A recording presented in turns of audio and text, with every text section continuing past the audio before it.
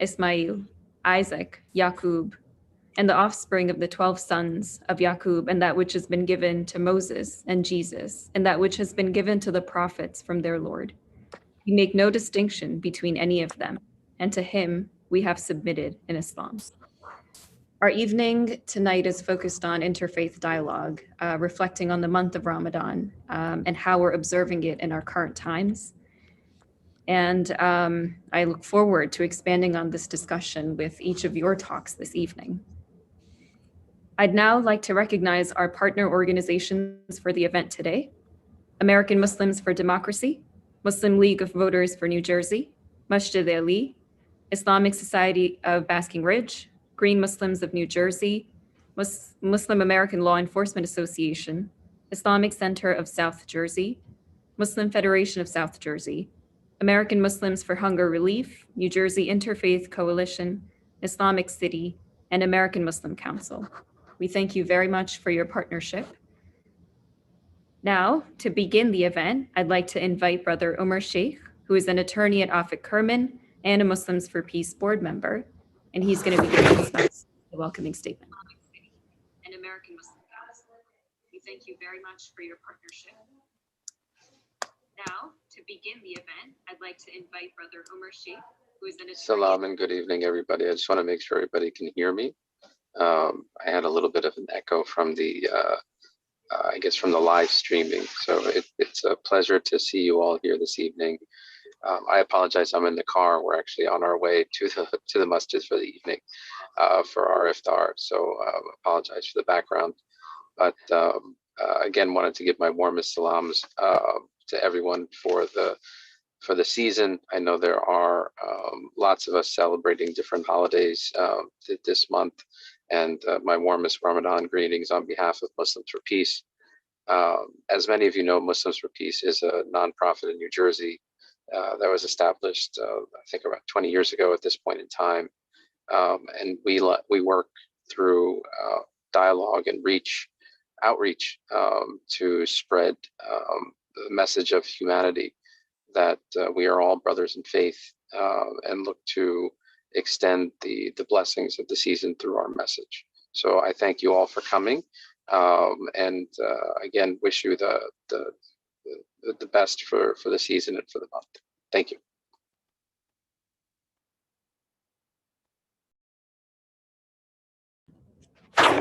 Thank you very much, Brother Umar Sheikh. Next, I know we already prayed Fatiha for our Imam Sohaib Nazir Sultan, who passed away yesterday. But now that we have more participants, I'd again like to take a moment of silence for him and the legacy that he leaves behind.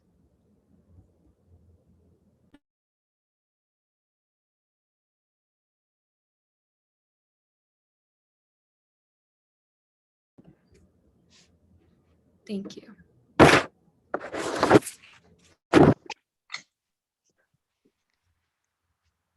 Next, I'd like to invite Dr. Syed Mustafa Kazwini, who's an imam at the Islamic Education Center of Orange County, to please speak and to discuss the knowledge that he has to share about our theme tonight. Assalamu alaikum. May the peace of God be upon all of you from the West Coast. And thanks to Muslims for Peace for organizing this Interfaith Ramadan virtual iftar this year. And to all participants, to the Muslim, Christian, Jewish, and other faith leaders, participants in this gathering. And Ramadan Mubarak, Ramadan Kareem on all of you. This is a beautiful month of solidarity, unity, love, forgiveness, and going back to God.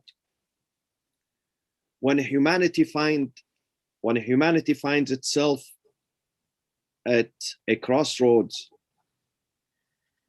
it can be a time of uncertainty for all of us. And to deal with this uncertainty, we need two things.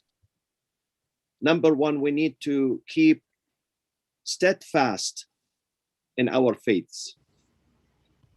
God says in the second chapter in the Holy Quran, at the time of a crisis, at the time of uncertainty, at the time of confusion, at the time of suffering, وَاسْتَعِينُوا بِالصَّبْرِ وَالصَّلَاةِ, seek help in patience and prayers. My friends, during this pandemic, we realize more and more that our real savior, our real protector, our real refuge and deliverer is God, is our Lord. He is the real superpower in this universe. And therefore we have to go back to him, seeking help, guidance, and delivery from him. Some 3,500 years ago, when the people of Moses were suffering in Egypt, they were persecuted. They were living under tyranny and dictatorship. Moses said to them, as this book, the Holy Quran, tells us in chapter number 7, verse number 128, قال موسى لقومه استعينوا بالله واصبروا إن الأرض لله يورثها من يشاء من عباده والعاقبة للمتقين. Moses said unto his people, the Israelites, seek help from God and be patient. Truly the land, truly the earth belongs to God. He bequeaths it to whomsoever he will among his servants, and truly the end belongs to the reverent. So we have to remain steadfast. Most of us are religious leaders, scholars, social servants. We serve in our communities. We have to be the source of inspiration, the source of courage, the source of hope for our congregations. Always speak positive to your family, to your congregation, to your neighborhood, to your community. Be positive, because it's only through positivity we can win. We can overcome this pandemic and all other sufferings that the humanity is experiencing today. So this is number one. Number two, we have to stay grounded by keeping connection with our community members as well as other communities too, reaching out to other communities, because we are not alone. We are not isolated. We cannot be marginalized. We have to reach out to other communities too. And the best thing we are doing is the interfaith connection, is the interfaith relations with other faith leaders, with other communities. We, the mankind, we are one family. We come from one father and one mother. Despite our differences, we are still one family. It's like a big family with many siblings, but sometimes they have disagreements among themselves. And sometimes they reconcile.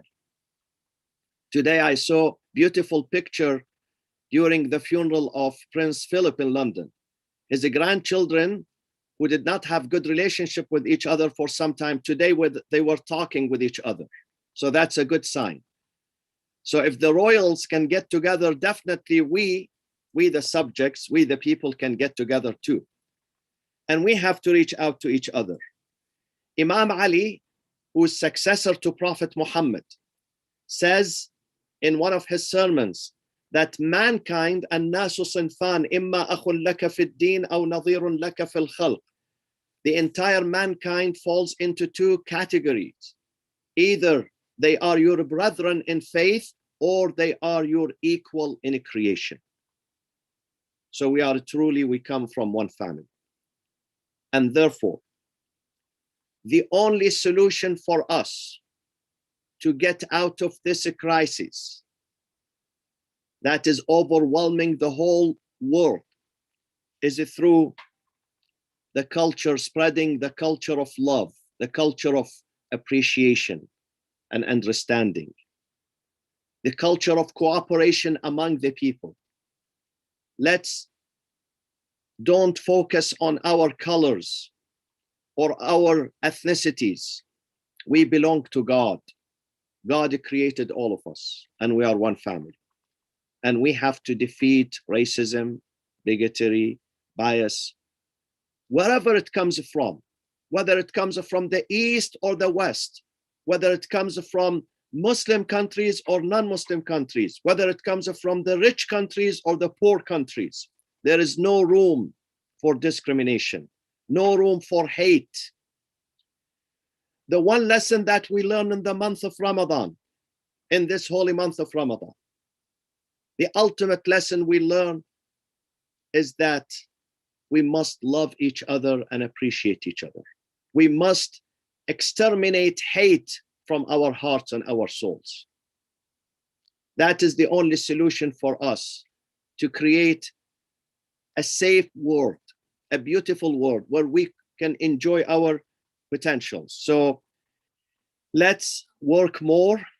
And during the month of Ramadan, let's reach out to the homeless people, to the needy, to the forgotten, to the poor. Today, 2 hours ago, my wife asked me to take some food to a homeless lady here in our neighborhood.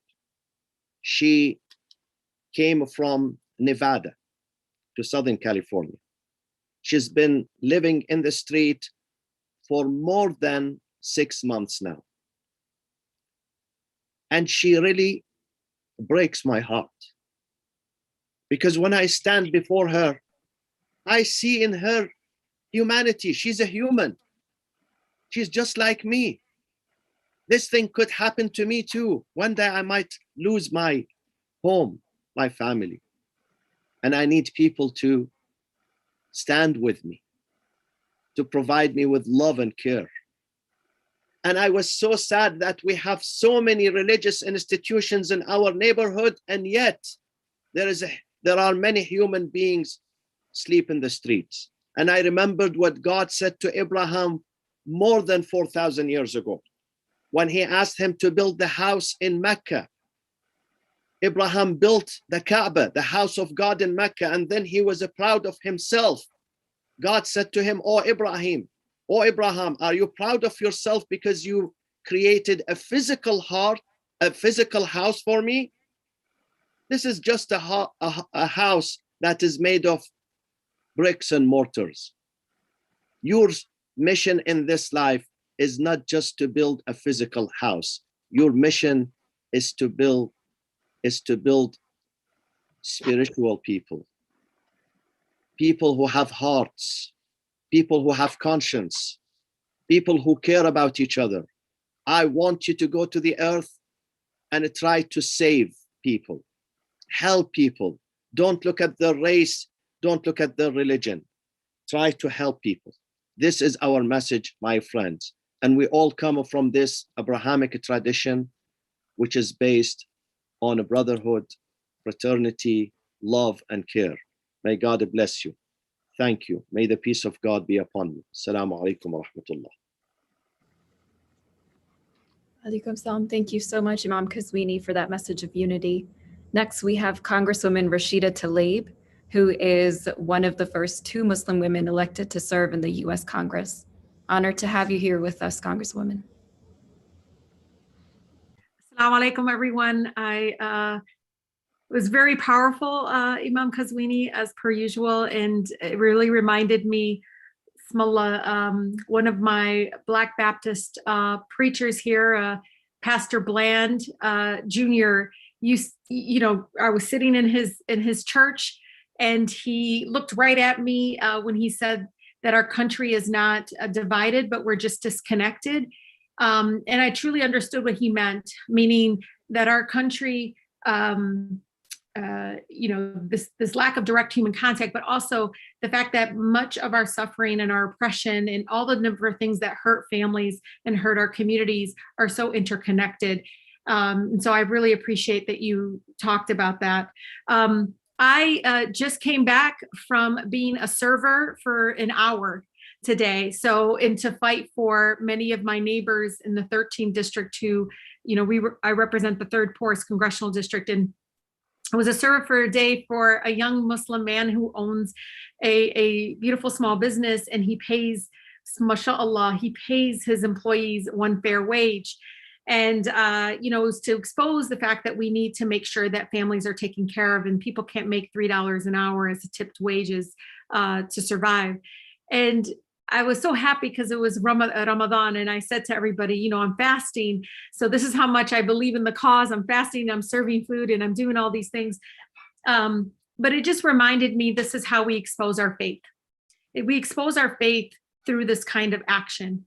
The fact that we're paying people that work for our businesses a one fair wage. The fact that a Muslimah can represent a community that is on the front lines of what's going on with COVID, the economic divide, everything. And I can show our communities that Islam shows us that after we take care of our home, we have a duty and a responsibility to take care of our community, the community we live in. And so this Ramadan, I hope you remember what Pastor Bland said, what Imam Kazwini just spoke of, and the fact that this is our opportunity to show up for each other. And, the one thing I always get from young Muslims who say, Rashida, what can we do? What can we do more so that people can understand us as a people? That we, the sense that everything that you all could imagine, the stereotypes I experience even in Congress, what can we do? What can we do so people can see who we are?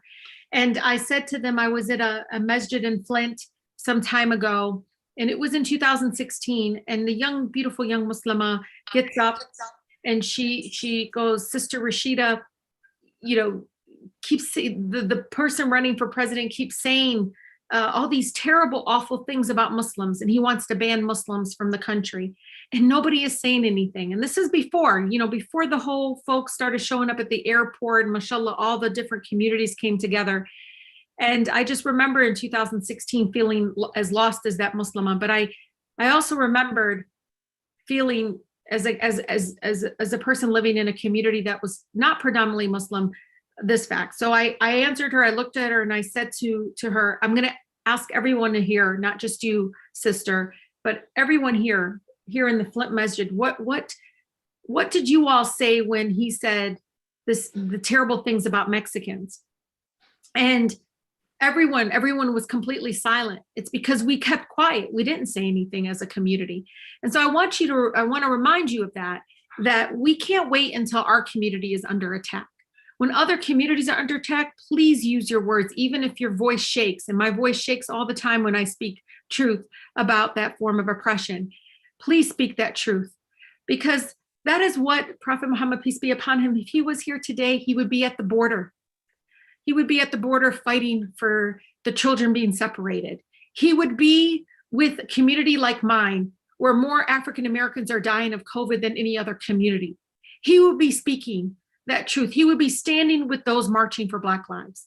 And so, inshallah, this Ramadan, we expose our faith through a powerful way that we serve others, especially those that are under attack right now. And I thank you all so much. Inshallah, you're all safe. And jazakallah khair. Thank you so much, sister. Assalamu alaikum. Thank you so much, Congresswoman. Thank you for your service and everything that you do for the community. Just a quick reminder for all our speakers, the time limit is 5 minutes, just so our Muslim brothers and sisters can still break their fast on time tonight. Next, we have Mr. Jared Maples. He is the director of the New Jersey Office of Homeland Security and Preparedness. Thank you very much, Fatima, and assalamu alaikum. I'm so pleased to be here and honored to be here as I am every year to celebrate Ramadan with the community. I think it's one of the most important things we can do in the spirit of interfaith and how we operate in New Jersey. And speaking from that, want to make sure I say a hearty Ramadan Mubarak to everyone on this call. And also want to thank Ayaz, as always, who's been a great friend. I see a ton of our Interfaith Advisory Council partners. Alex Karazi looks like he might be in San Francisco potentially. I'm not sure. So that,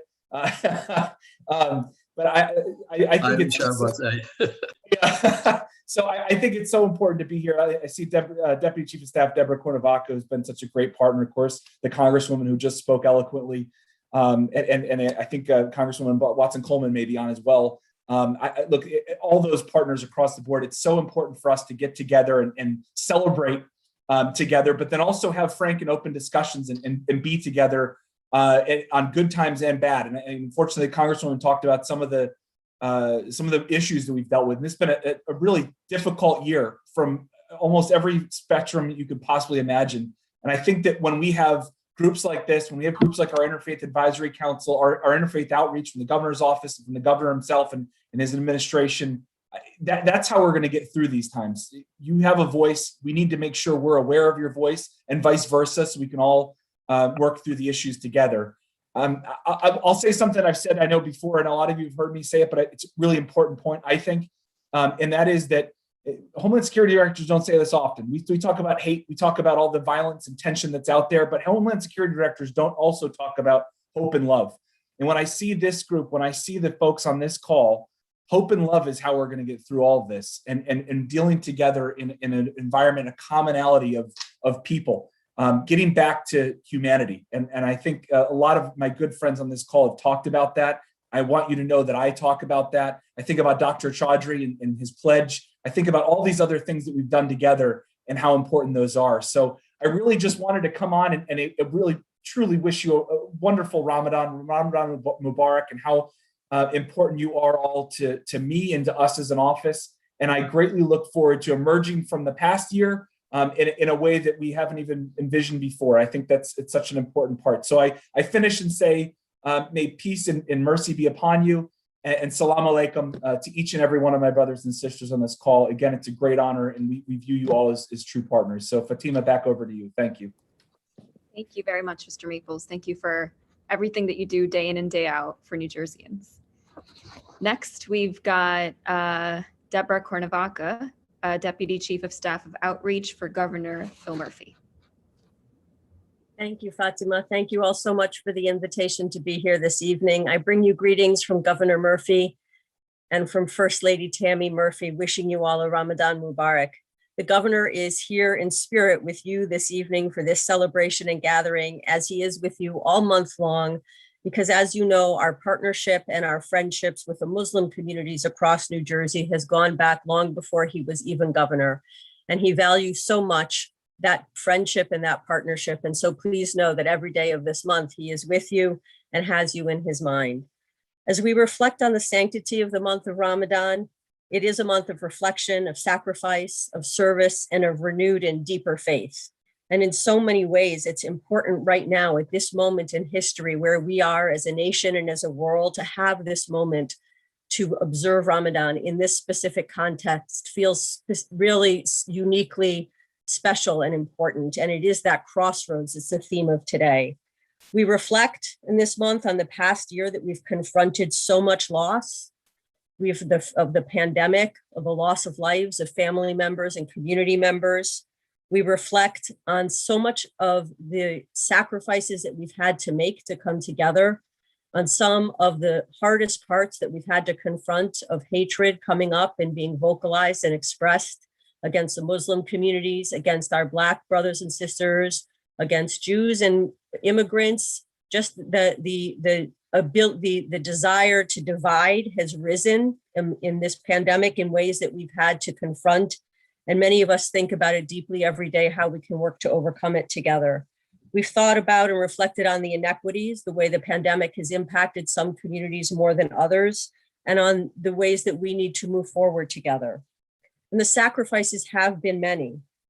How we work, how we spend our time with our families, how we worship, how we come together in prayer or in simple acts of community, we've had to reconsider and reinvent. But look at this evening as a demonstration of how beautifully that can be done and how we can come together in new ways that perhaps in person we would not be able to. And so I think there's that lesson in sacrifice, that with sacrifice comes strength, renewed direction forward, and the opportunity to make sure that we're always challenging ourselves to stay true to the core principles and values of our faith, and that the circumstances may change, but that those tenets remain steadfast. And even more, we want to thank you beyond the sacrifices that all of you have made for the service that you've given this state, this nation, and indeed it's been worldwide. From the Muslim community, we have seen unbelievable willingness and readiness to step up where there is a need, whether it be to provide food or comfort, healthcare, transportation, the making of masks. We have seen every need met by your communities across New Jersey, and we know indeed across our country and the world. That service has been life-saving. That service has been restorative. That service has been God's work in making sure that we do treat all of each other's faiths, no matter who we are, where we come from, as equals and as family. And we honor all of each other's faiths by doing that together. And we in New Jersey consider it a great badge of honor and pride to see how much service has come from our brothers and sisters in the Muslim community. We are deeply in your debt and hold you all in great esteem for everything that you've done. And we know in Ramadan, you do even more. So we want to thank you for that. And then we talk about renewed faith as Ramadan is observed, this focus on faith, this opportunity to focus more deeply, to help us guide our actions and to propel us forward, even through the most challenging of circumstances. It, I hope, provides an opportunity for optimism, that through our faith, we can believe in better days ahead, even if we can't always see them or imagine them. And that we also, I hope, together feel the strength to commit to together across religions, race, ethnicity, to fight for a better world moving forward. And that's how we've gotten through the pandemic thus far, by coming together. And that's how we hope we will come together out of this pandemic. Here in New Jersey, the governor always speaks, as the president has, about building back better or carving a path forward. We do not want to go back to normal. We want to take the opportunity of lessons learned that we reflect on this month, of the sacrifices made, to make sure that we move forward to a stronger sense of unity, to expressing more love and less hate, to closing divides, to having more civic dialogue and less arguing and anger. All of those things are ways we want to commit to work together. And as the governor has always said, it is together with everybody included at the table that we reach the best path forward. So we treasure the partnership that you've brought, and we appreciate the theme of this evening so much on this crossroads, because as we come through the pandemic with the hope that we see in vaccines, as we reckon in new and really difficult ways of the racism that is still so deeply embedded within this country, we have this choice at this moment to recover from the pandemic and then just go back and say, phew, it's over, let's go back to what we had, or to really double down our efforts and our intentional actions of working together to create something better moving forward. It's our commitment, the governor's commitment, to be partners in that work, that we believe we can come out of this pandemic stronger. We can come out of this pandemic creating a fairer state for all, of setting an example of what equity and inclusion and respect looks like. And we look forward to partnering with you in all of that. We do not believe that the divisions are what will define us. We believe it is our partnerships that will lead us together. So we thank you so much for including the governor's office this evening in your celebration. We send to all of you our greetings and our blessings for a wonderful month. We wish you Ramadan Mubarak. We thank you for the sacrifices you've made in coming together in different and new ways. And we look forward to better days ahead together. Thank you. Thank you so much, Ms. Kornavaca. Thank you for your leadership and for your words and for always bringing communities together. Next, we have Imam Wahiuddin Sharif from the Council of Imams in New Jersey. Peace be upon you, and the mercy and the blessings of Almighty God. Assalamu alaikum wa rahmatullahi wa barakatuh. And Ramadan Mubarak to all of you. Thank you, Fatima, and thank you, Muslims for Peace, for inviting me to be a part of this very, very prestigious evening today. And I want to thank all of the speakers today, and also the governor for extending the words through Deborah to us. My comments today are going to be brief, and I want to start with, first of all, acknowledging that this is a month of blessing, and I have never went through a month of Ramadan in which I did not experience blessings. And so one of the blessings that I experienced today was I just came back from the inspiration of being with people who loved our dear brother and our friend Imam Suhaib Sultan. I just came back not too long ago from his janazah or his funeral. And so my words today really are to express gratitude for the blessing of friendship.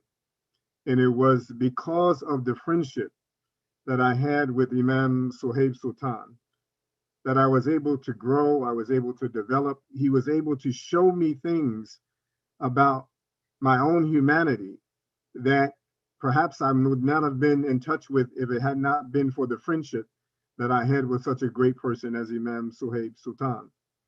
And we, in this month of Ramadan, I think should just reflect upon the value of the relationships that we have with friends. Almighty God says in the Quran, he says, أعوذ بالله من الشيطان الرجيم بسم الله الرحمن الرحيم والمؤمنون والمؤمنات بعضكم وأولياء بعض. He says the believing men and the believing women are protecting friends of each other. We're not just brothers and sisters, we're also protecting friends of each other.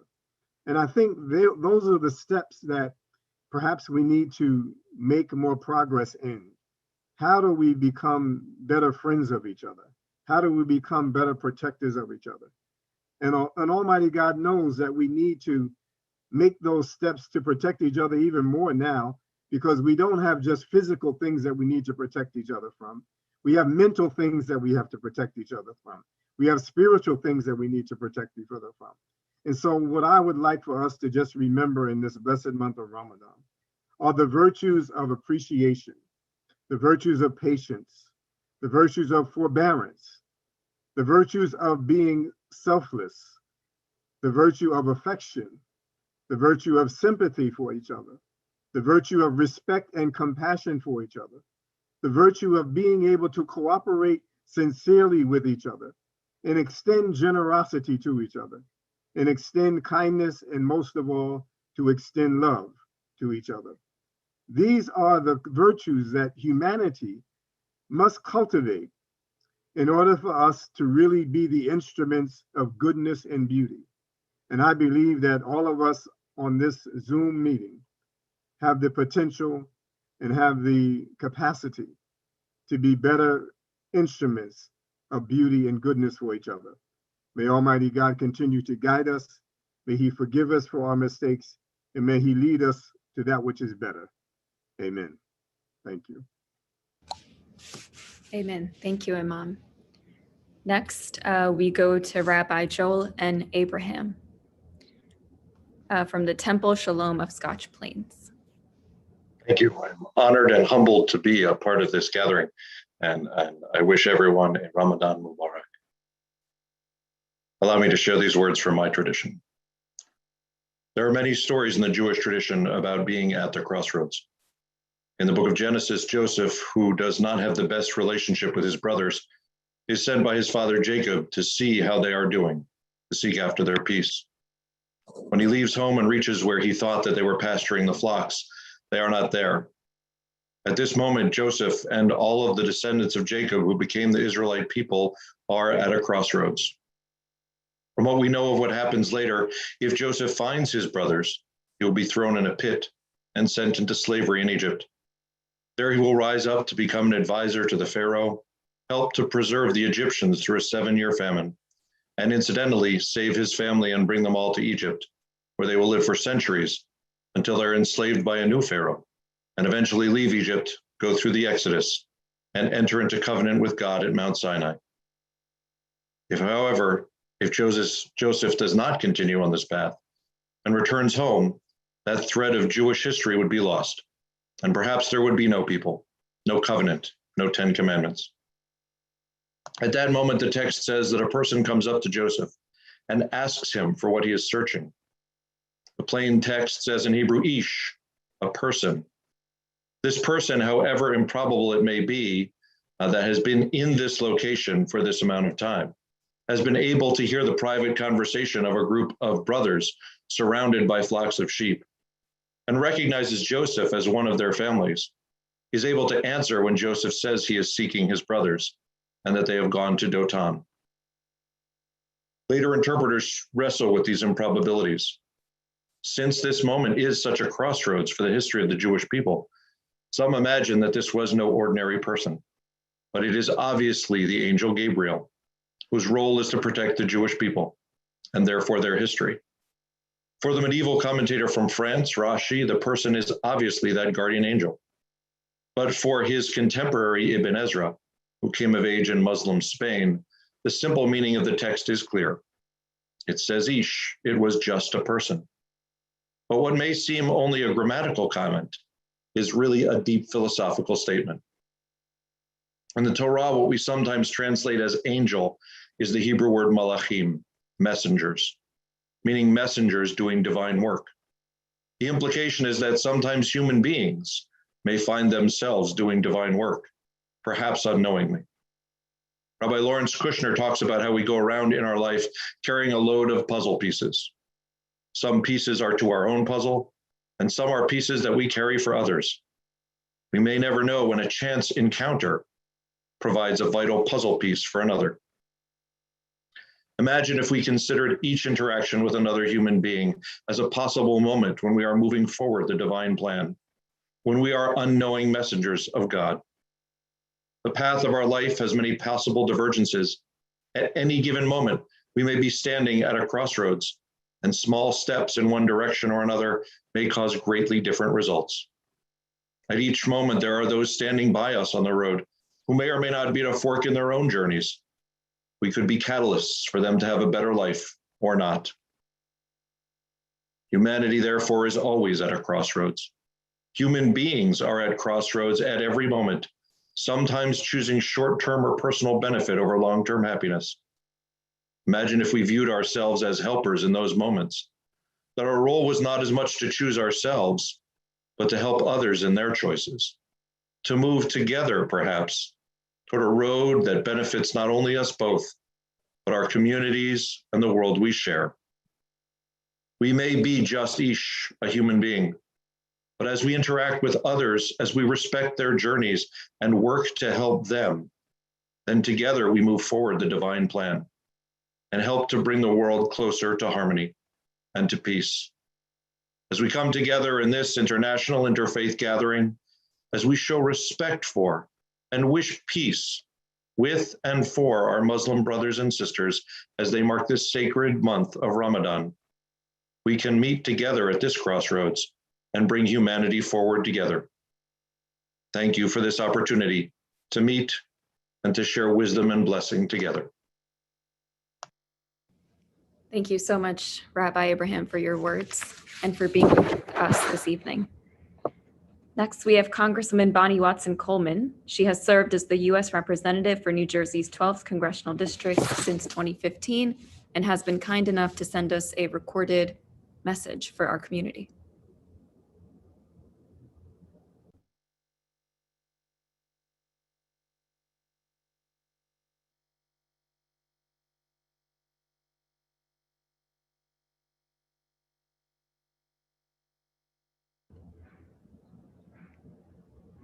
I think the audio may be turned off. Difficult times where we are separated physically, we can. Assalamu alaikum. I am Congresswoman Bonnie Watson Coleman. I want to wish all of our Muslim friends and neighbors a blessed Ramadan and a peaceful fast. The Iftar is symbolic of inclusion and togetherness. Even in these difficult times where we are separated physically, we can and we must come together in other ways to uplift and support one another. I would like to thank the Muslims for Peace and the New Jersey Muslim Voice for Progress for their continued work bringing communities together. This interfaith iftar embodies their mission of creating enduring bonds with our neighbors of all backgrounds and all faiths. I wish all those who are observing a peaceful and blessed month of fasting, thank you. Assalamu alaikum and Ramadan Mubarak. Thank you very much to Congresswoman Bonnie Watson for sending us the video. Next up with us, we have Father Timothy Graff from the Archdiocese of Newark. He's the Director of the Social Concerns Office. Good evening, and thank you for this invitation. As we gather together, I bring the greetings of Cardinal Joseph Tobin, the Archbishop of Newark, to this celebration. There are common practices within different religious traditions that mirror our desires and our efforts. One of which we remember in a special way tonight is the discipline of fasting, which I know is common to both our faith traditions. And for ourselves, it reminds us that our physical thirst, our physical hunger is meant to remind us of something. It's meant to remind us of a much deeper and more important thirst, a much deeper and more important hunger, the hunger for justice, the hunger for love, for fairness. And tonight, in a special way during these days, a hunger for hope. So I'd just like to share a message from our Holy Father, Pope Francis. I invite everyone to renew hope. For hope speaks to us as something deeply rooted in every human heart, independently of our circumstances and historical conditioning. Hope speaks to us of a thirst, an aspiration, a longing for a life of fulfillment, a desire to achieve great things, things that can fill our heart and lift our spirit to lofty realities like truth, goodness, beauty, justice, and even love. And it can open us up to grand ideals that make life more beautiful and worthwhile. Let us continue, therefore, to advance along the paths of hope. May the hope which only God can place within each of our hearts be with each of us this evening. Thank you very much, Father Timothy, for your words.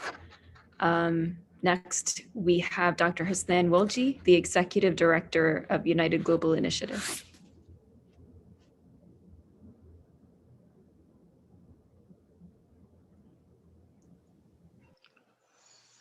Bismillah ar-Rahman ar-Rahim.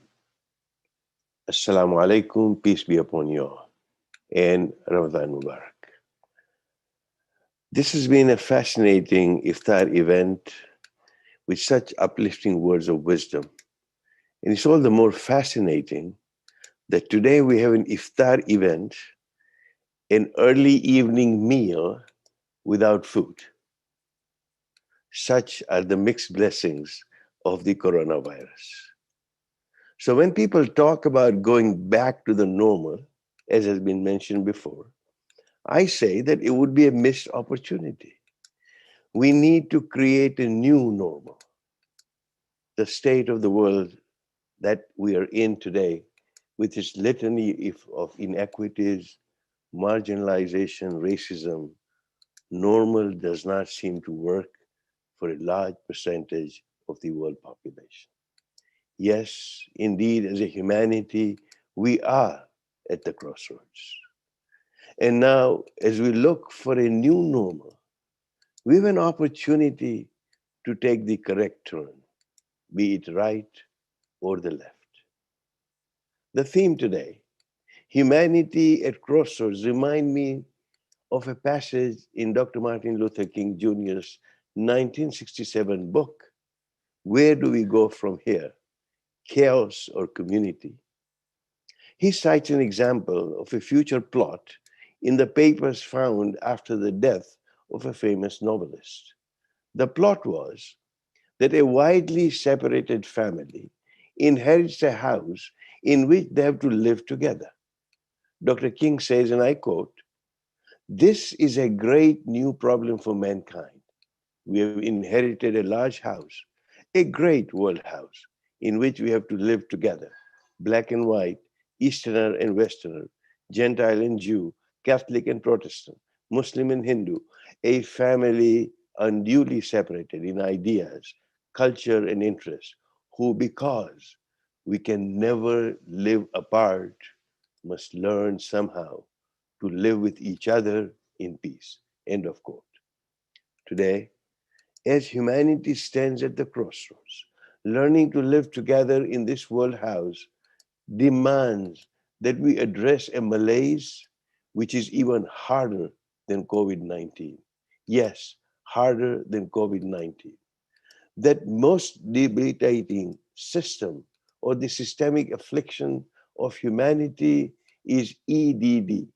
Friends, not ADD, but EDD, empathy deficit disorder. According to President Obama, and I quote, the biggest deficit that we have in our society and in the world right now is an empathy deficit. We're in great need of people being able to stand in somebody else's shoes through their eyes, end of quote. So our new normal must include addressing that empathy deficit to allow us to live within harmony in that house of humanity.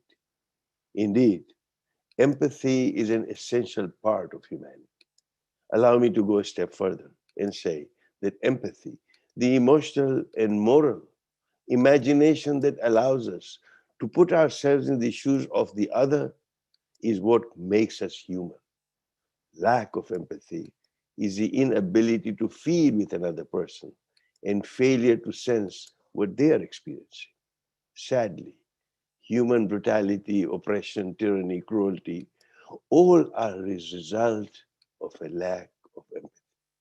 It's a lack of empathy that makes someone capable of attacking, robbing, oppressing another human being. It's a lack of empathy towards other ethnic groups, social classes, or castes that make inequality possible. The good news is, as Maya Angelou once said, that I think we all have empathy. We may not have enough courage to display it. Yes, it requires courage to make an emotional connection with another person and feel with them. Our hope for living, nay, I say striving in this world house, lies in cultivating empathy to re-establish that balance in our lives. With this spiritual and moral reawakening, we are, or without this spiritual and moral reawakening, we are in danger of taking a wrong turn at the crossroads that we are at. Empathy will help us go in the right direction. To conclude, at the very core of the philosophy of fasting is to cultivate empathy, to feel the discomfort of hunger of those who have no choice but to be hungry every single day. It helps us feel their pain, suffering, loneliness, poverty, and hunger. It connects us as humans. It creates space in our hearts for others. So, with the words of Rumi, I am reminded of the value of fasting. He says in his poem that there is a hidden sweetness in the stomach's emptiness. There is a hidden sweetness in the stomach's emptiness. We are lutes, no more, no less. If the sound box is stuffed full of anything, there is no music. The stomach's emptiness is a powerful way to clear the mind and create that awareness of ourselves and of those around us. An essential ingredient to become more empathetic. As Rumi adds, the fog clears and a new energy makes you run up to the steps in front of you. Friends, if not run, may this Ramadan help us all to begin to walk those steps. God willing, inshallah. Thank you very much. Thank you very much, Doctor, for your words and for reminding us how important it is to be empathetic year-round, but most importantly, during the month that we're observing currently. Next up, we've got Rabbi Lee Wiseman. He's a Jewish educator and a director of community engagement, and he has also been kind enough to send us a recorded video because he couldn't be with us.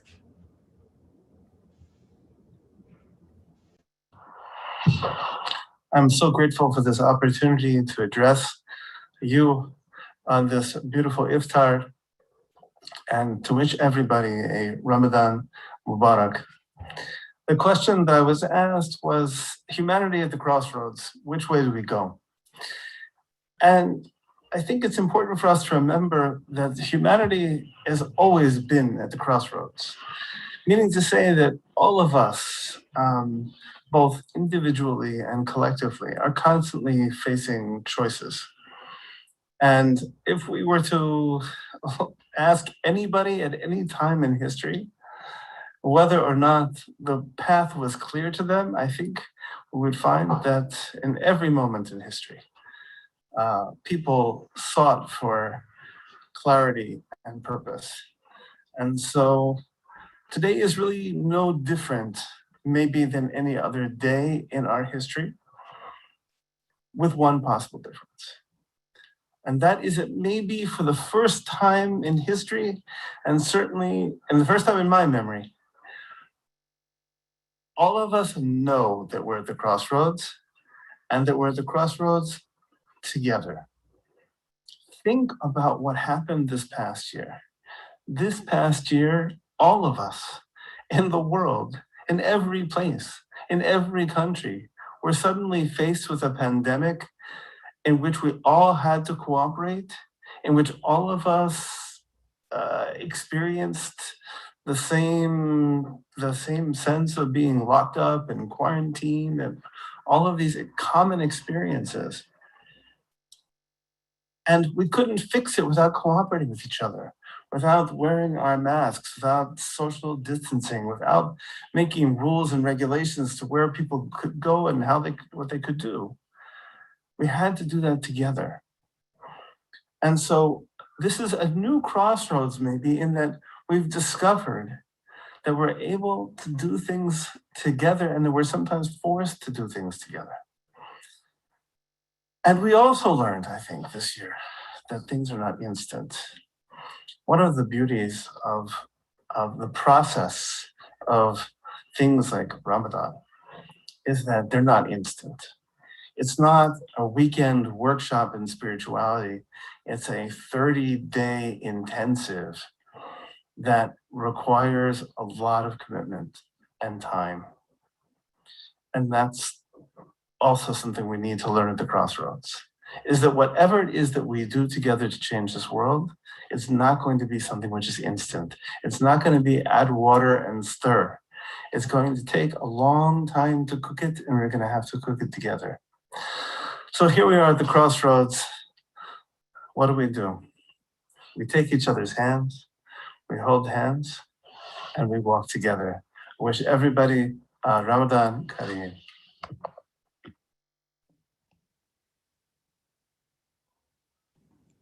Thank you to Rabbi Wiseman for his words. Next, we have Mayor Mohammed Khairullah from the Borough of Prospect Park in New Jersey. Thank you very much, Fatima. Good evening, ladies and gentlemen. Assalamu alaikum and Ramadan Mubarak to all of you. I want to give my sincere thanks to the New Jersey Muslim League of Voters and all the organizers for this wonderful event and for inviting me. Ramadan is obviously, as shared by many others before me, is a month of reflection, and that is something that I do frequently. And I always reflect on the blessings bestowed upon myself and my family ever since we arrived to the US almost 30 years ago. For those of you who don't know, I come originally from Syria, where I had to flee with my family almost 40 years ago during the first uprising against Assad, the father. So I always reflect on and appreciate the fact that if I was in Syria, things would be different. Here in the United States, I could be an educator after arriving to the US as a student of English as a second language. I appreciate the fact that I was elected to office with a name like mine 2 months after September 11, because I have a tolerant community in Prospect Park, New Jersey. And I appreciate many things that happened to us, including things that happened in the past week alone. I was able to appoint the first Muslim police chief in my town. I was also able to pray in a mosque that was just opened in my town. today, while fasting, I attended the grand opening of a Jamaican restaurant in my town. America gives us all these opportunities to live together and learn from each other, as was taught to us by the Quran when it says, we made you of nations, of tribes, so you could get to know each other. But while celebrating many accomplishments in my local community, I still reflect on the remaining biases that we still have in our nation.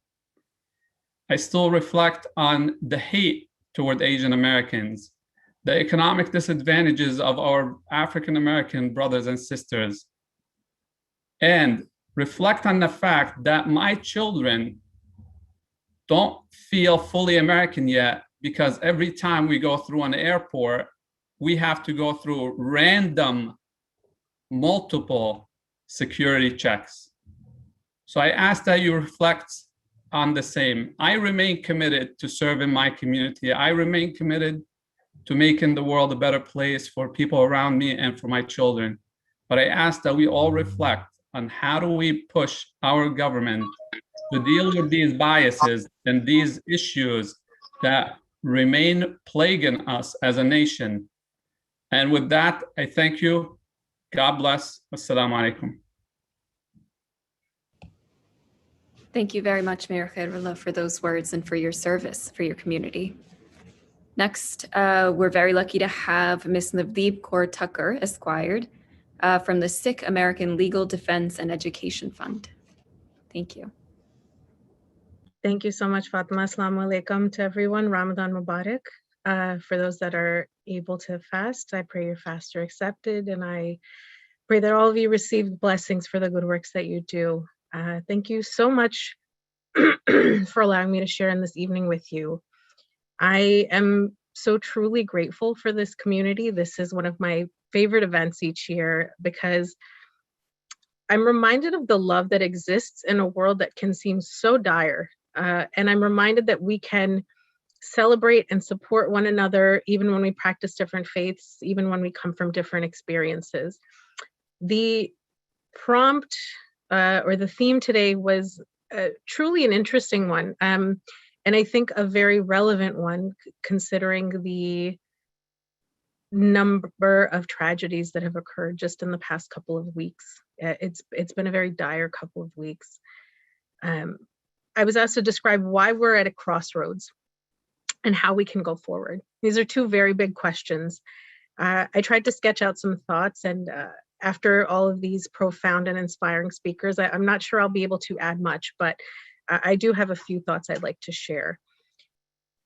We are at a crossroads, and part of this is because the world is bigger than ever, and at the same time, it's smaller than ever.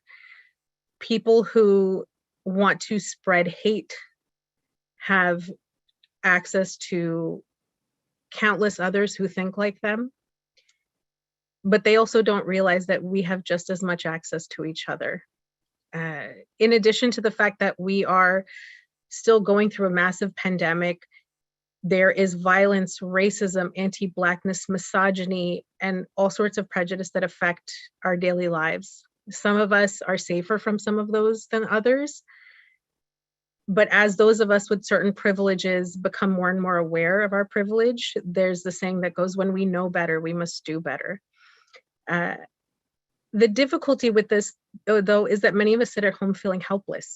Not everyone has the capability, privilege, financial stability, or even bandwidth to engage in all these modes of resistance. Not everyone can afford to take off work. Not everyone has the physical capability to engage in some of these activities. Not everyone has the same access. So how do we move forward, and how do we do better? How do we fight injustice or do our part to make the world better?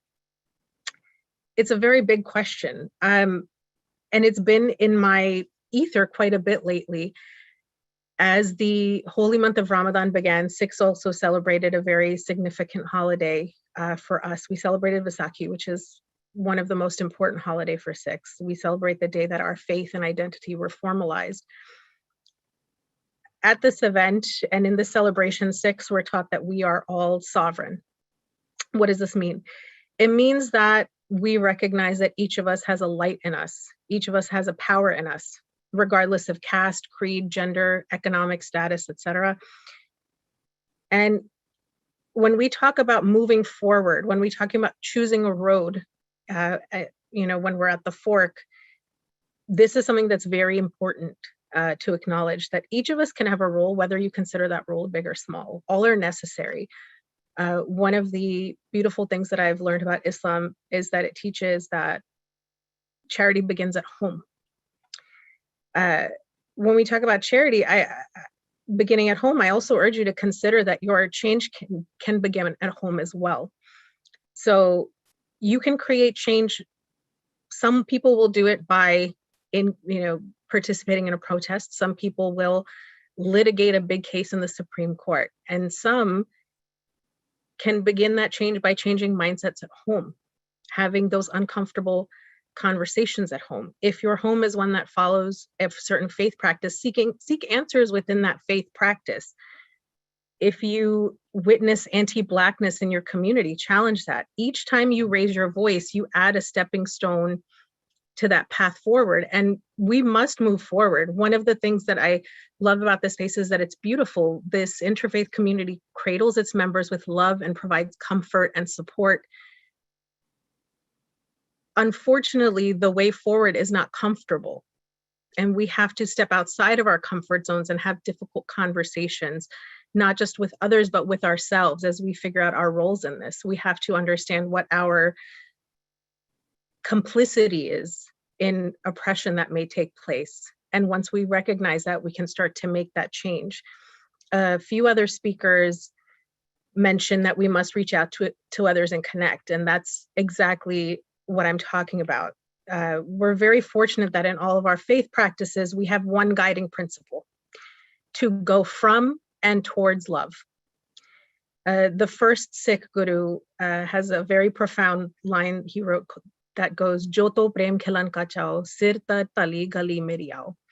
If you want to play the game of love, come to me with your head in your hand. Be ready to give your all in order to show your love. What that all is will be different for each person, but ultimately what it means is that if you are ready to show your love, if you're ready to go towards love, you have to go in with your full commitment, with your full intention. And the problems of this world seem so large and overwhelming. I urge you all to acknowledge that power within yourself. I urge you all to acknowledge that you have that capability, that you are not helpless. And if for some reason you don't know what to do or how to do it, you have this beautiful resource in front of you. You have this interfaith community, and we have this beautiful family of Muslims that is hosting us for Iftar today. And so I just want to, urge you all to acknowledge that sovereignty within yourself, acknowledge that love from within yourself. And I want to thank you so much for having me and allowing me to share this evening with you. God bless you all. Thank you so much, Ms. Tucker, for your words, for your reflection, and for reiterating how important community is to all of us. Next up, we're very lucky to have Reverend Bob Moore join us this evening. He's the Executive Director of the Princeton, New Jersey-based Coalition for Peace Action. Reverend. Thank you. It's an honor to be joining you for this Interfaith Iftar, and it's been fantastic joining together with Muslims for Peace and others. I was thinking about the crossroads in terms of peace. I've been working for the last 45 years of my ministry, have been full-time in peacemaking. And we know that even in our greetings to each other in our faith communities, Assalamu alaikum, Shalom, among Hebrews, among Jews, and then in the Christian household of faith, we say, peace be with you. That's our greeting to each other, peace be with you. But I think that as we've tried to apply that core value of peace, we do find ourselves at a crossroad. For so long, In our history, at least within the Christian household of faith, we have focused on the question of what to do if war breaks out. That's how we have approached it. Do we say we're pacifists and that we won't have anything to do with that war? Do we refuse to serve in the military? That's one strand. Do we say that some wars are just, and so we go through different criteria about whether that war is just? Or the worst possibility, of course, is holy war, where we use faiths to justify warfare. And I think in recent decades, we've come more and more to a realization that that is the wrong approach to peace. That peace is about something that is proactive. It's not waiting to see what to do if war breaks out. It's about peacemaking. That's why Jesus says in the Sermon on the Mount, blessed are the peacemakers. Not just people who hope for peace, wish for peace, or even pray for peace, but the peacemakers. And we've come more and more to realize that we need to be proactive in that, to create the conditions of peace. And so, especially in the last couple of decades, a new paradigm has been emerging, and I just wanted to bring it to your attention. I'm sure many of you have heard of it already. It's called just peacemaking. And this understands that we need to be relating to each other in solidarity, to create the conditions of justice as a foundation for ongoing peace among ourselves, and then to be proactively working for peace so that violence and war don't emerge. We need to be creating the conditions of peace. And so this is really the big challenge that we have today. I wanted to lift up Muslims for Peace as a wonderful example of this. I've been working with them for some decades now. It's a great group. And as you all know, the year 2020 started out with a very dangerous killing of General Soleimani in Iraq by a drone, a US drone. And this was a very reckless thing to do, dangerous, and provoked the real danger of a war. Almost all experts say we very narrowly avoided war. But one thing we did right away is join together with Muslims for Peace and others, the Coalition for Peace Action. And we had an emergency rally in Heinz Plaza in the center of Princeton, and over 300 people came. Many of our best speakers were from the faith community, by the way, Muslim speakers, Christian speakers, Jewish speakers. And this is what proactive peacemaking looks like, is we need to be on the streets. We need to be lobbying our elected officials. We need to be using our media outlets. These are the ways that we create the conditions of peace, and we stand in solidarity with each other. So one last example I wanted to give happened just a few weeks ago on March 27th. You all know, of course, that one of the first shootings in this horrible string of mass shootings we've been having in our country was in Atlanta. And it was by a young white man who shot 8 people, shot and killed them, and 6 of those were Asian American women. And so we were contacted by the Asian American community who invited us to organize with them a rally against Asian hate. I was honored to be a speaker of that. And I think this is what solidarity looks like. When the Black Lives Matter movement organized after George Floyd's death, we were part of several rallies around that. We need to be doing this kind of thing, not just rallies, but talking and working and connecting with each other in solidarity day in and day out, so that we can be just peacemakers. And then I think truly the blessing that Jesus promised, blessed are the peacemakers, for they shall be called the children of God, will be ours. Thank you, and peace be with you. Thank you very much, Reverend, for your words and for your reflection on the current events that have happened around us. Next, we have Mr. Bhavin Arjani Esquire. He's president of the South Asian Bar Association of New Jersey. Thank you. Thank you very much for having me here for this Interfaith Iftar. Ramadan Mubarak. Thank you for the very conversation. Hello, friends. My name is Bhavin Arjani. I'm the president of the South Asian Bar Association of New Jersey. I'm also a litigation attorney at Stark in Princeton, New Jersey. The South Asian Bar Association of New Jersey, or SABA New Jersey, is a group of about 250 South Asian lawyers, law students, and judges here in New Jersey. It's a unique group because we are lawyers from different backgrounds and come from different countries such as India, Pakistan, Nepal, Bangladesh, and Sri Lanka. And we also represent different religions such as Muslims, Hindus, Christians, Sikhs, and Jains. So although outsiders may see us as not being diverse, we truly are. We all put our differences aside and come together for the betterment of the community and our clients. The law is the law, and it means equal protection for all, regardless of race or religion.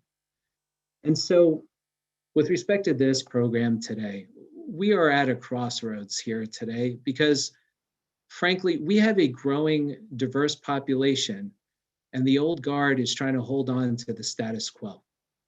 At this moment of turmoil, I think it's important to understand and recognize that we are all humans. We're all the same on the inside. Babies are not born with hate, bigotry, or bias. It is unfortunately taught or learned.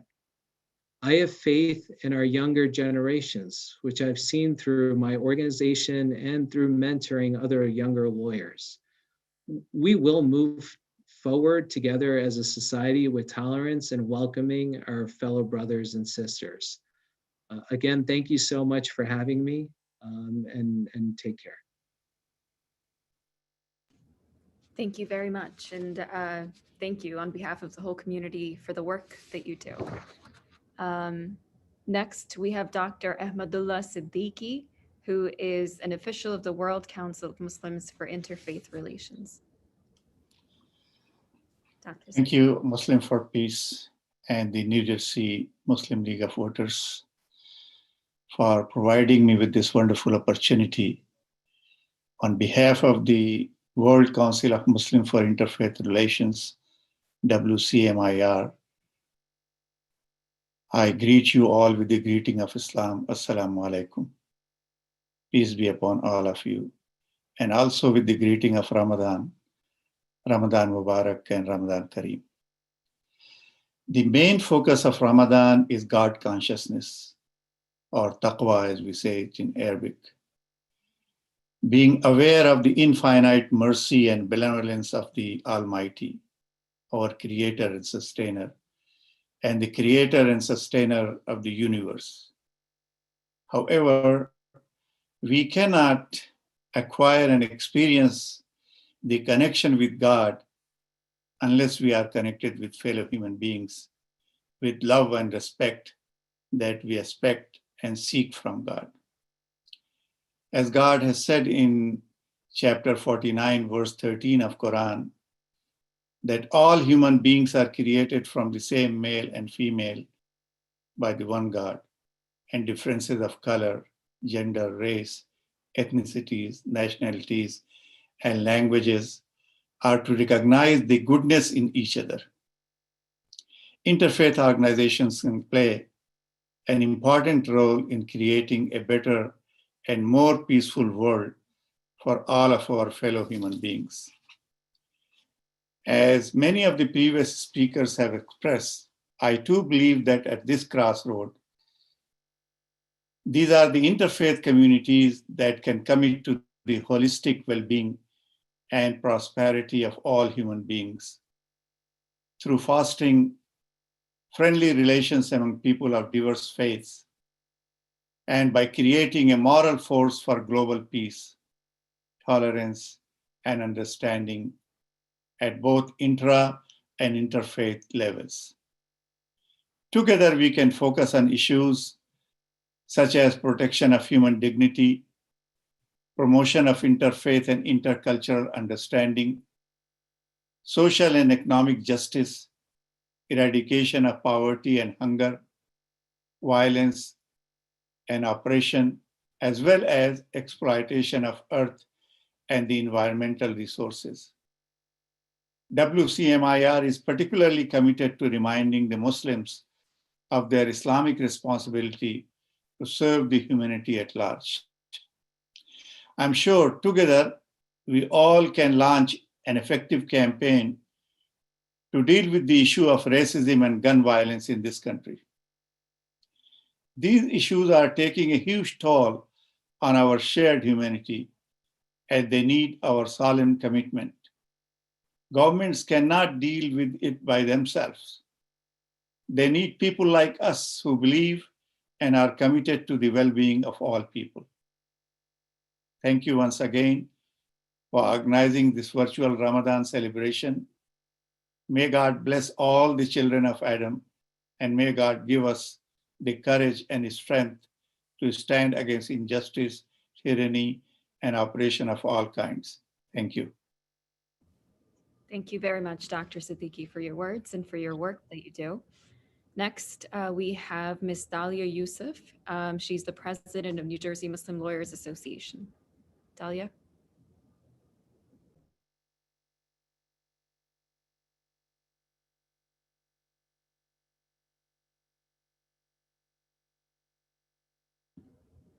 I think we may have lost Ms. Yusuf. We can come back to her. For now, we can have Father Dennis Berry from the ST Shrine of St. Joseph speak to us. Thank you so much, Father Dennis, for joining us tonight. Thank you all for having me, and thank you for this wonderful, wonderful gathering. It's a great privilege and blessing to be a part of this in some small way. And I just want to just very briefly share that even though this past year has been, of course, a challenging one, for me, it's been very inspiring for basically three reasons, among many others, I should say, is that a little before this year began on the 4th of February, 2019, Pope Francis was invited for the first time ever, the first Pope ever, to visit the Arabian Peninsula. And he met there with the Grand Imam Ahmad Al-Tayeb in Abu Dhabi. And together they signed a beautiful document, a magnificent document called the Joint Declaration on Human Fraternity. And in just a moment, I'll finish what I'm going to say, reading a little bit from that. Then following that, this past year on October 4th, and based on that document, the Pope Francis wrote a beautiful letter to the whole church and to the world, really, called Fratelli Tutti, which means brothers and sisters all. In other words, and it was based fundamentally on the document on human fraternity for world peace and living together. And it was presented to the world at the invitation of the Holy Father, Pope Francis, by Judge Mohammed Mahoud Abdel Salem, who is an advisor to the Grand Imam. And it was the first time in the history, 2,000-year history of the Catholic Church, that a Muslim brother had been invited to do this. Actually, anybody but a Catholic priest, quite frankly, or bishop.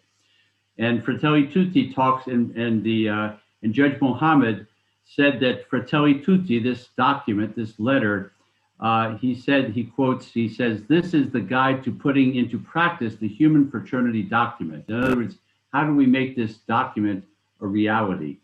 And then on the 5th of March, 2021, just a little over a month ago, Pope Francis again had the opportunity and the invitation to visit Iraq. And there he met with the Ayatollah al-Sistani. And that was the first meeting between a Pope and the leader of the Shiite Muslim community ever in history. And again, this is and they received each other as brothers, as friends, as on this journey. And so what is all this saying to me? It says to me what we're doing here tonight, that God's deepest desire is that we become one, that we learn how to live together as friends, as brothers and sisters. So I'd just like to end with this very small opening, one of the opening quotes from the document on human fraternity. And it just says this: faith leads a believer to see in the other a brother or a sister to be supported and loved.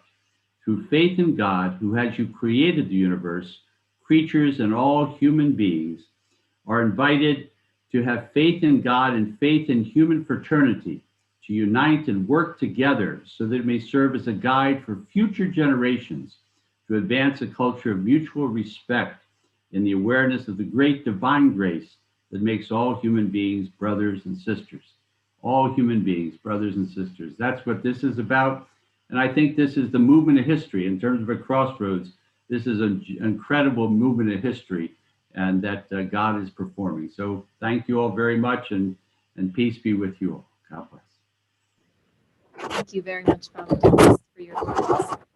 Next, we have Dr. Aslam Abdullah, who is a resident scholar at Islamic City. Dr. Abdullah. In the name of God, the most gracious, the most merciful, thank you very much, Brother Mustafa and Sister Fatima, for hosting such a powerful forum on a topic that has always bothered humanity. That is, how can we move forward from the crossroads that we have faced often.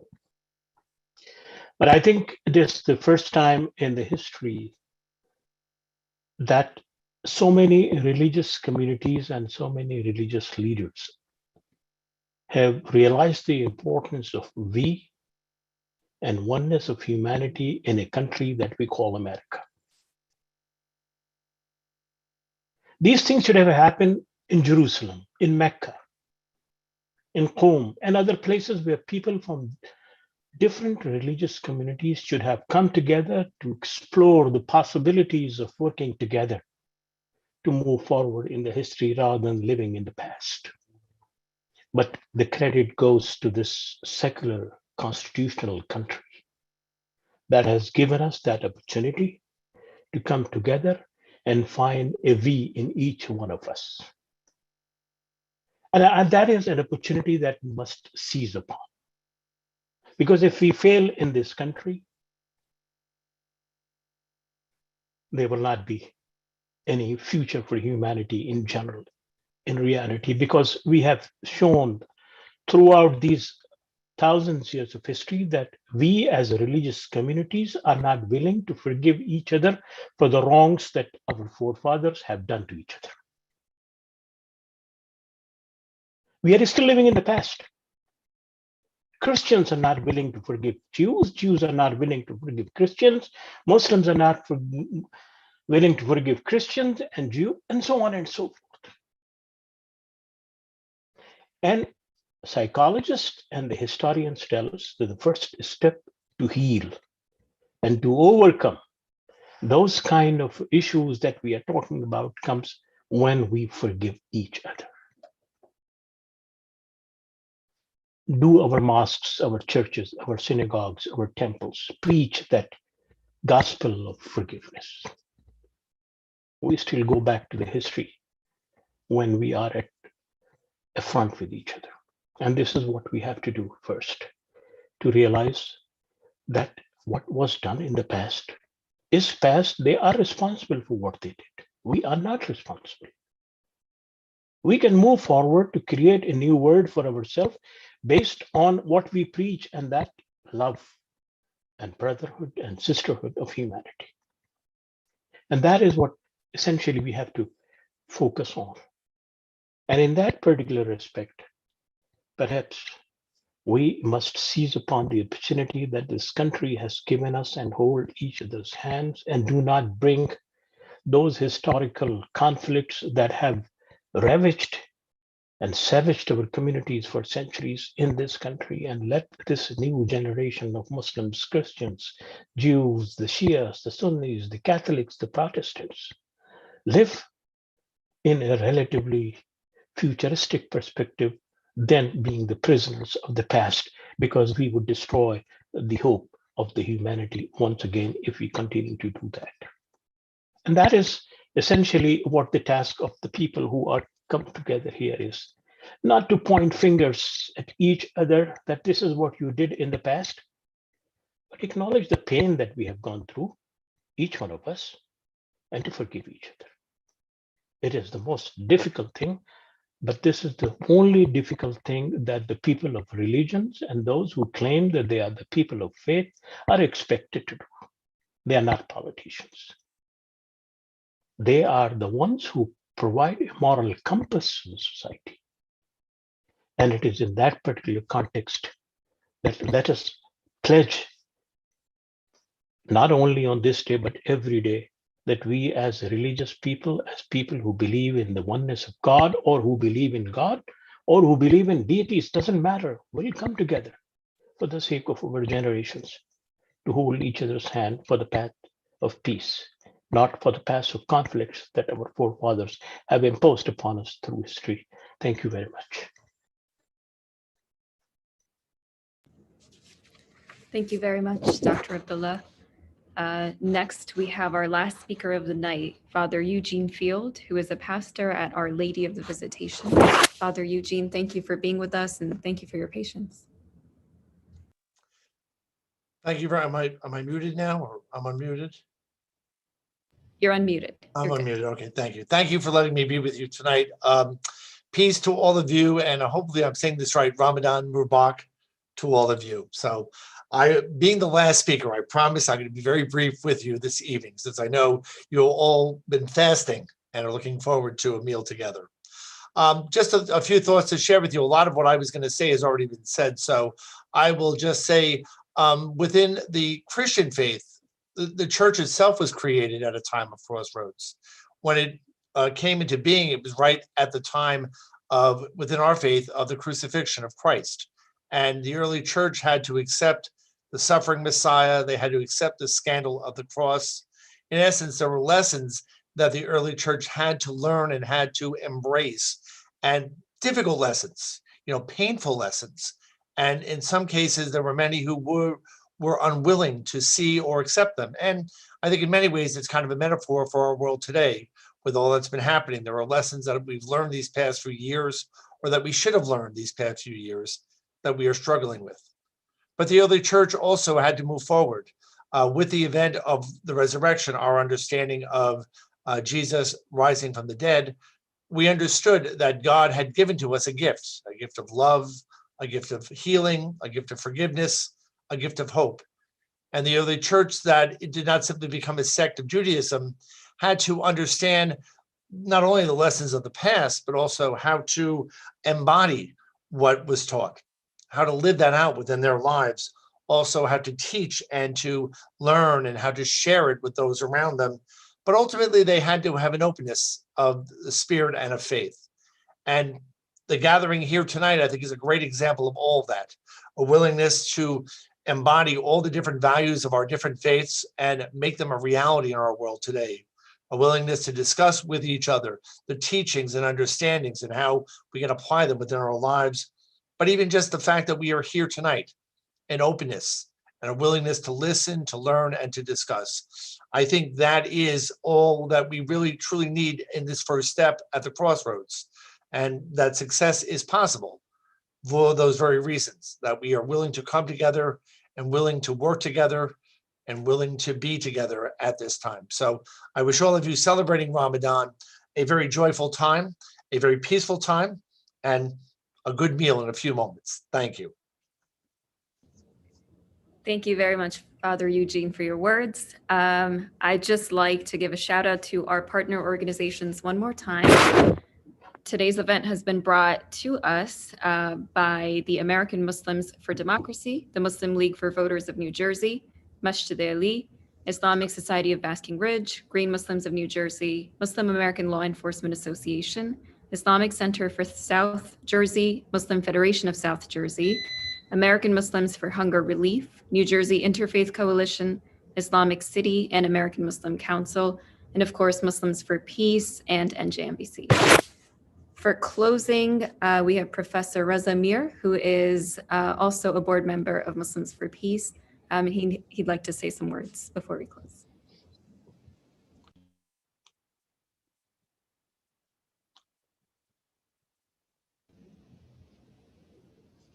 I think you're on mute, Razanko.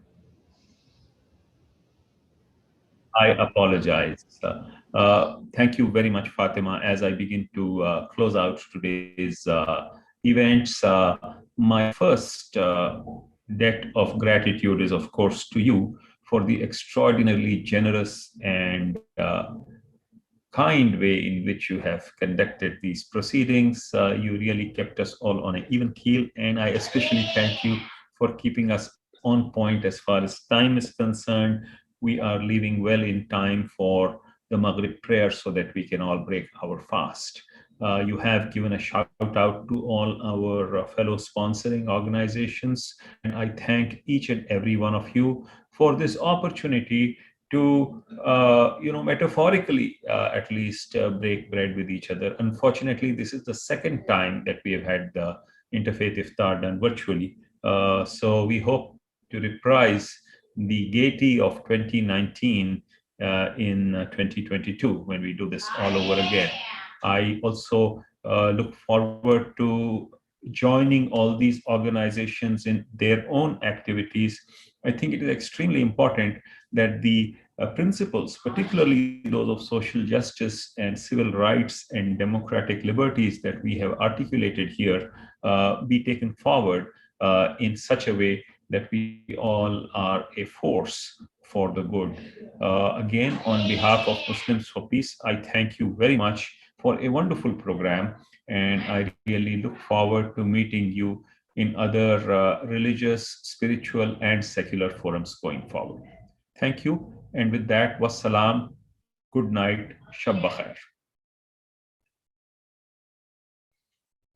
It's your turn to be mute, Fatima. So without further ado, let's close out the proceedings then. Good night. Good night, everyone. Thank you.